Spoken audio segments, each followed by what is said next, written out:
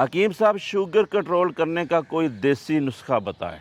सबसे बड़ी बात यह है कि आप अपने निज़ाम हज़म को ठीक रखें, शुगर बढ़ेगी नहीं। आप अपने निज़ाम हज़म को ठीक रखें, मुराद यह है कि एसिडिटी नहीं होनी चाहिए, तेज़ाबियत नहीं होनी चाहिए, कब्ज़ नहीं होनी चाहिए, गैस नहीं होना चाहिए। अगर कब्ज़ है तो कब्ज़ का इलाज करें, उसके लिए मुरब्बा तुम्मा ये इस्तेमाल करें। अगर गैस बनती है, तेज़ाबियत बनती है, एसिडिटी है, तो उसके लिए अजवैन, देसी खुश्क पुदीना, तेज़पात जिसे कड़ी पत्ता भी कहते हैं, इन 3 चीज़ों का कहवा बनाकर आप इस्तेमाल करें, इससे फ़ायदा होगा। अगर आपका निज़ाम हज़म भी ठीक है और कब्ज़ भी नहीं है तो फिर भी शुगर बढ़ी हुई है, तो उसके लिए इंदर जौ तलख ये बाज़ार से ले लें। इंदर जौ तलख, आसान लफ्ज़ों में कड़वे जौ ये बाज़ार से मिल जाएंगे, बीजों वाली दुकान से भी मिल जाते हैं, पंसार स्टोर से भी मिल जाएंगे। आप ये पीस कर रख लें, पाउडर बना के रख लें। सुबह दोपहर शाम एक 0 साइज कैप्सूल 500 mg का कैप्सूल सुबह दोपहर शाम खाएं।